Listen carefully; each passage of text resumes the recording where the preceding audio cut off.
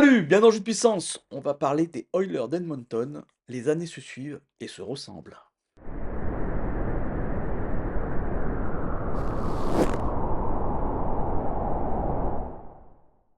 Et oui, les années se suivent et se ressemblent avec les Oilers d'Edmonton qui ont encore perdu en finale après avoir débuté la saison de façon difficile. Ils ont réussi à se qualifier, troisième de la Pacifique.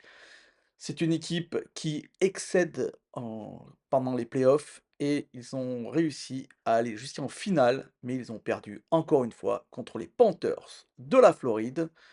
Ça fait déjà 2 années de suite. Est-ce qu'on va voir une troisième année en finale et perdre contre les Panthers? On va voir ça tout de suite. J'y crois pas trop, hein. On dit jamais 203, mais là, je n'y crois pas vraiment. Bon, il y a d'abord une question que tout le monde va se poser, la question la plus importante pour les Oilers, à part aller en finale et gagner la coupe Stanley, bien sûr, c'est, que va devenir McDavid? Connor McDavid doit signer un contrat, c'est sa dernière année. Il avait signé un petit contrat de 100 millions pour sur 8 ans et là, il doit signer un contrat. Tout le monde pensait qu'il allait le signer en juillet, s'il allait signer aux Oilers d'Edmonton. Pour l'instant, rien n'a été encore fait. Il a dit récemment qu'il allait réfléchir, que c'était une chose très, très importante, que c'était la suite de sa carrière qui était en jeu. Je pense qu'il est en train de regarder pour voir si les Oilers pensent, pouvoir monter une équipe qui est, heu, qui est compétitive pour aller gagner la coupe Stanley.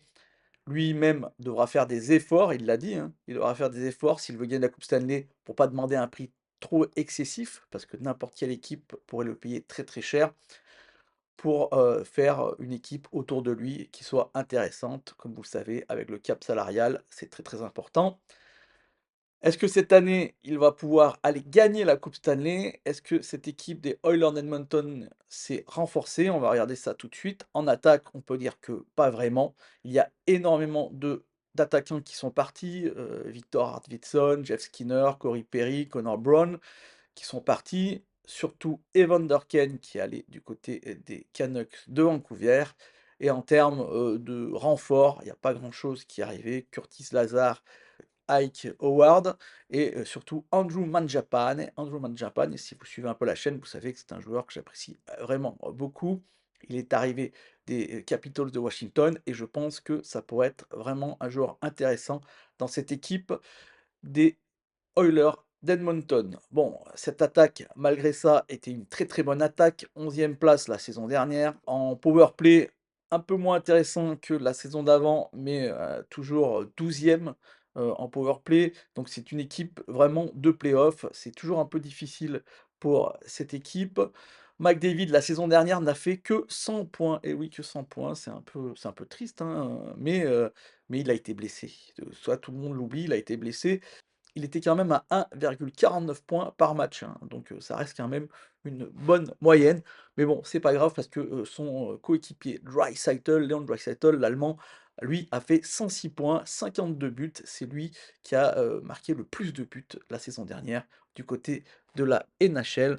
Donc vous voyez, on a encore 2 très, très bons joueurs. Maintenant, on va espérer que Zach Hyman, Ryan Nugent-Hopkins vont, s'améliorer parce que en fait, ils avaient fait il y a 2 ans une très, très bonne saison, peut-être leur meilleure saison et cette année, ça a été vraiment plus difficile, beaucoup, beaucoup moins de points. Pareil pour Evan Bouchard qui avait fait il y a 2 ans une très, très bonne saison régulière et qui a eu plus de mal. Il a marqué beaucoup moins de buts et on sait qu'Evan Bouchard, même si c'est un défenseur, c'est un élément essentiel de cette attaque. Donc Evan Bouchard, Ryan Nugent-Hopkins et Zach Hyman devront vraiment, vraiment, remonter, leur, niveau de jeu.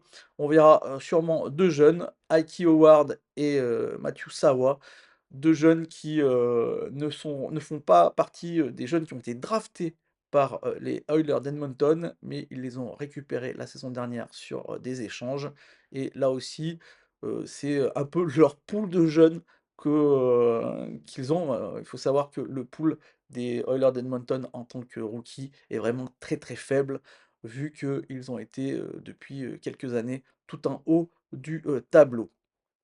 En défense, la défense, on peut le dire, elle est moyenne, hein, c'est pas vraiment une défense très, très fort. juste un départ, John Klingberg, qui sera sûrement remplacé par Ty Anderson ou Troy Stecher. C'est la même défense que l'année dernière, avec Ekholm qui est un peu le maître de cette défense d'un point de vue défensif. Mais attention, il a 35 ans, ça commence les poids des années commencent à peser, même si 35 ans, c'est quand même un peu jeune pour nous, euh, pour nous qui avons un peu plus. Il y a Wagman et Kulak. Wagman et Kulak, deux bons défenseurs. Nurse, toujours là, Nurse, avec son contrat qui fait très très mal. Bon, il a été un peu moins mauvais qu'il y a 2 ans, mais ça reste quand même un défenseur moyen avec un contrat XXL pour lui. Donc c'est vraiment un poids pour cette équipe de Oilers d'Edmonton, ce contrat de Nurse. Et Evan Bouchard, comme je vous l'ai dit, Evan Bouchard qui joue souvent avec Ekholm. C'est l'avantage puisque Evan Bouchard se projette énormément à l'avant. Il perd beaucoup, beaucoup de palais. C'est-à-dire qu'en défense, il est nul, quoi. Heureusement qu'il y a Matas Ekholm à côté de lui. Et ça fait la balance. Au niveau des gardiens, on n'a rien changé. Skinner, Picard, la saison dernière, on sait que ces gardiens en saison régulière, franchement, ça suffit, ça marche, hein. On peut dire, un 3 de la Pacifique, ça marche. Ça marche même en playoff pour aller jusqu'en finale, mais après, ça marche pas du tout en finale. Vraiment, voilà, c'est le gros souci pour cette équipe, les gardiens, ils n'ont pas un gardien qui puisse, comme Bobrovski, qui puisse, aller, gagner des matchs, quand c'est important. 2 gardiens moyens, on va dire, 2 gardiens, de saison régulière. C'est vraiment un des endroits avec la défense un peu, je trouve, où ça pêche.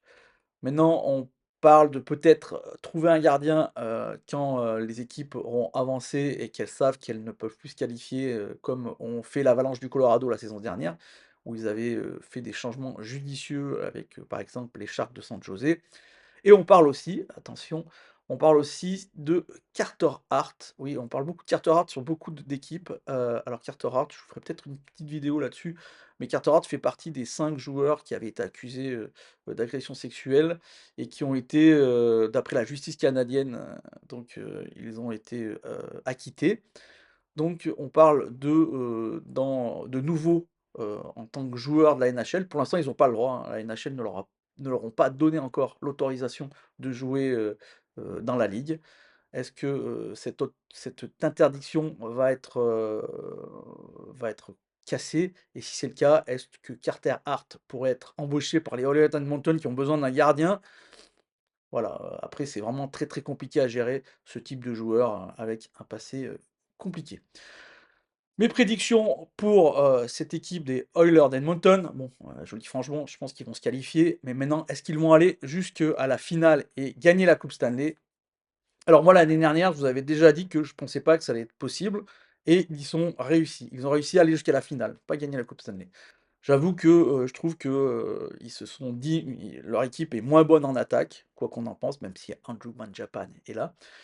En défense, bah, ça reste quand même une équipe, moyenne avec un Ekholm qui vieillit et voilà, donc défense moyenne et au niveau des gardiens, rien n'a été changé, ça reste toujours ces gardiens dont à mon avis, ils ne sont pas, au niveau pour une finale de Stanley Cup, ni pour des playoffs d'ailleurs, je pense. Donc voilà, je suis pas sûr que cette année, Connor McDavid gagne encore la coupe Stanley, mais bon, la saison dernière, je les voyais pas du tout en finale et ils sont arrivés en finale, donc tout est possible. Les Oilers d'Edmonton joueront leur premier match le 8 octobre. Ils joueront contre les Flames de Calgary, la bataille d'Alberta, juste pour commencer. Ça va être vraiment très très chaud, c'est très très intéressant dès le début. Et moi je vous dis à demain. N'hésitez pas à me faire un petit like, n'hésitez pas à la commenter, n'hésitez pas à la partager. À demain, on parlera de l'autre équipe qui était en finale et qui l'a gagné, les Panthers de la Floride. Allez, ciao!